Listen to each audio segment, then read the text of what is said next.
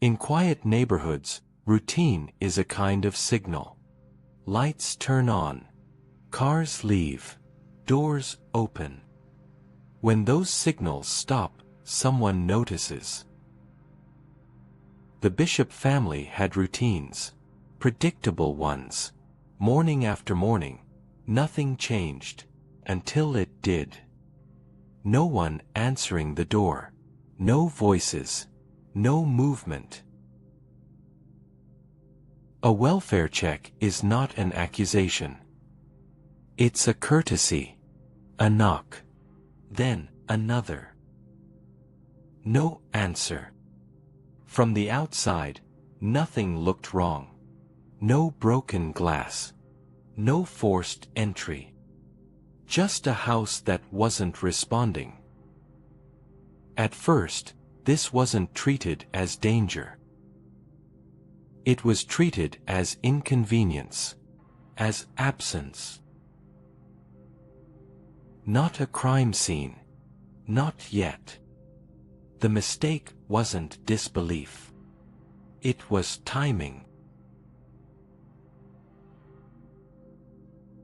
Inside the house, the silence does not hold.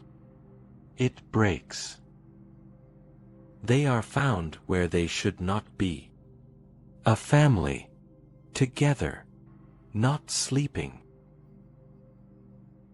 What happened here was not loud. It was close. The violence is intimate. Not distant. Not hurried. It required proximity, time, control. At first, the mind reaches outward. Burglary, an intruder. Something that came from outside and left. But nothing is missing. Nothing is forced. The house is intact. The timeline won't settle. Events overlap. Assumptions collapse. This isn't random. This was deliberate. There is one detail that does not fit. One absence that begins to outweigh everything else. A wife, 3 children, and no husband. No father. Bradford Bishop is not among the dead. He is not at work. Not at home. He is simply not here. At first, this does not feel like flight. It feels like confusion. There is no forced entry. No sign of struggle beyond the family. Nothing suggests interruption. Which leaves a possibility no one wants to say out loud. That he was never interrupted at all. The idea is dismissed. Not argued against. Not disproven. Just set aside. That he could be gone. On purpose. When violence reaches this scale, the instinct is to look for collapse. A breaking point. A visible unraveling. Something that explains it. Bradford Bishop was under pressure. Career uncertainty. Professional disappointment. But pressure was not unusual. And it was not public. Those who worked with him noticed no collapse. No outbursts. No warning signs. He showed up. He functioned. Composure is not the absence of conflict. It's the ability to contain it. At home, the balance shifted. Family tension. Disagreements that did not stay small. Authority challenged. Not chaos. Conflict. Sustained. Contained. which is when the meaning arrives. Late and uncomfortable. This wasn't a snap. It was a decision. What happens next takes time. Not minutes. Hours. The bodies are moved. Not nearby. Not hastily. Hundreds of miles. This requires planning. Time. Privacy. A confidence that no one is watching. There is no interruption. No traffic stop. No witness. No moment where he has to stop. Fire is used. An attempt at erasure. To remove what cannot be undone. It works, but not completely. Enough remains. What this reveals is simple. He had hours.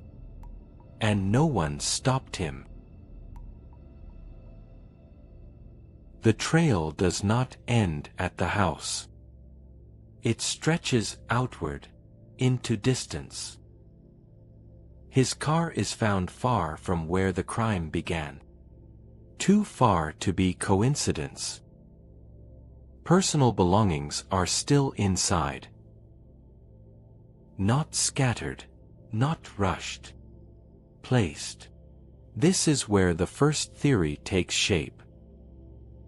Suicide. The mountains offer a simple answer. A comforting one. He walked away, and never came back. Searches begin. And end. Nothing is found. The silence feels like an ending. But it isn't one. It's only the beginning of not knowing. This is where the story should end. Where a body is found. Where doubt collapses. It doesn't happen. Searches come up empty. Not once. Not twice. Again and again. The terrain becomes the explanation. Steep slopes. Dense forest. Places where a body could disappear. It's a reasonable answer. And an easy one. The mountains take him. Time moves forward. Leads cool. Urgency fades. Certainty dissolves quietly. Not in an argument, not in a conclusion. Just through absence. Then the meaning arrives. Too late to guide the search. There is no proof of death. Only a place where answers were expected. Up to this point, disappearance has felt accidental. A man lost to terrain, to time. That assumption does not hold. Bradford Bishop was not unprepared for the world. He spoke multiple languages. Not casually, fluently. He traveled extensively. Knew how to move, how to arrive, how to leave. Without attracting attention. Cultural fluency is a kind of invisibility. It allows someone to belong, just enough. And be questioned, not at all. Seen this way, the disappearance changes shape. It doesn't look like panic or chaos. It looks deliberate, measured, capable. The most unsettling possibility isn't that he vanished. It's that he succeeded. That disappearing may have been the plan. Silence doesn't last forever. Eventually, it's interrupted. Reports begin to surface. A man seen, a face recognized, a name spoken quietly. None of them confirm. Each sighting dissolves under scrutiny. Close, but not close enough. Time changes the equation. Faces age. Memory does too. Aging doesn't just make hiding easier. It makes recognition uncertain. Familiarity fades. At some point, every sighting becomes a question. Not who was seen, but who was missed. He could have been seen, or passed without notice. Time continues, not with answers, with distance. Years pass, then decades. Still no remains, no arrest, no certainty, nothing new to add. A family is gone. Not just from the house, from the future. And the answer is gone with them. This is where investigations usually end. Not because they succeed, but because they cannot go further. Some stories cannot be closed.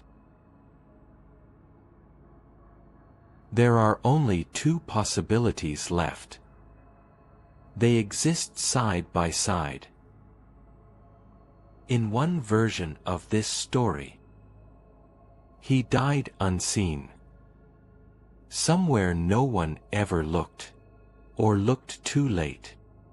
In the other, he lived unnoticed, carried forward by time, protected by anonymity.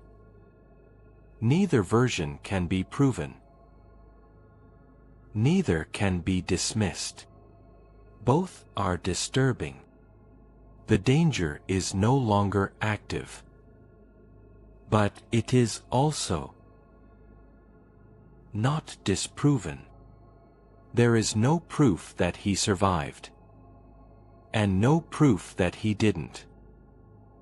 Which means the one thing the investigation never removed is the possibility that it worked.